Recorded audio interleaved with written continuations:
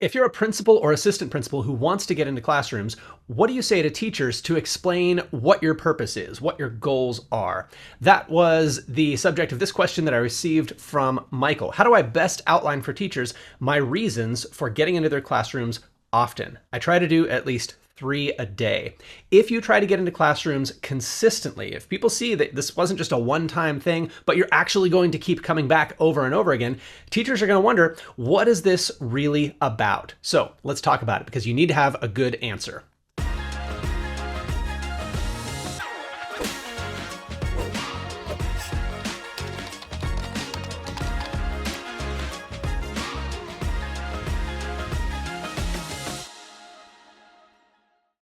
So of course, the assumption is going to be, if you're getting into classrooms, it's because you think teachers aren't good enough. Teachers are naturally going to be a little bit insulted if you suddenly start showing up and giving them a bunch of pointers on how they should improve, and especially if you're critical in your comments. So it's very important to approach this the right way. And in Now We're Talking, my book on classroom walkthroughs, I talk about 3 reasons. I was just reading chapter 1 just now, where I give 3 reasons for getting into classrooms. And they are, number 1, decisional information, number 2, professional relationships, and 3rd, professional development. And you could use any of these as your primary explanation. I would probably pick one and stick with it, or you could give a variety of reasons.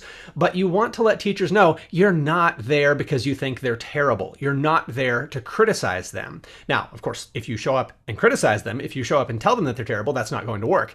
But it is important to have the right rationale in mind. And let's start with the first of these, decisional information. I believe instructional leadership is all about making and implementing operational and improvement decisions in the service of student learning. That is the definition that I give in the introduction of Now We're Talking.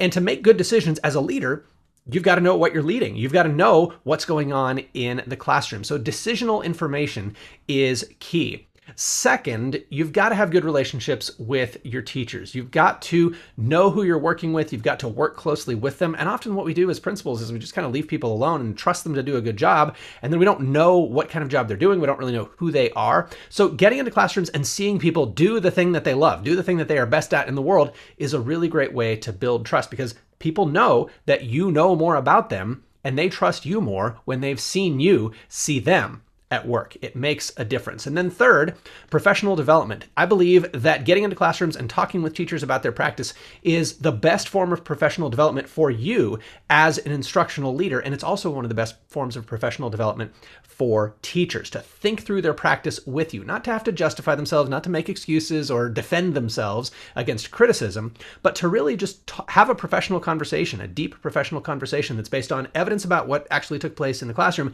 and is linked to your evaluation criteria. And there are actually 7 features of those conversations that I talk about in chapter 2 of the book, but that'll do it for now. So get into classrooms. Don't say anything to teachers about it before your first cycle of visits. Just start getting into classrooms. But in your second cycle, people are going to start to see, oh, wow, this is not just a one-time thing. And then you're going to want to give a little bit of a rationale. And I hope that is helpful in forming your own rationale and coming up with a message to communicate to teachers. Leave a comment. Let me know what you think.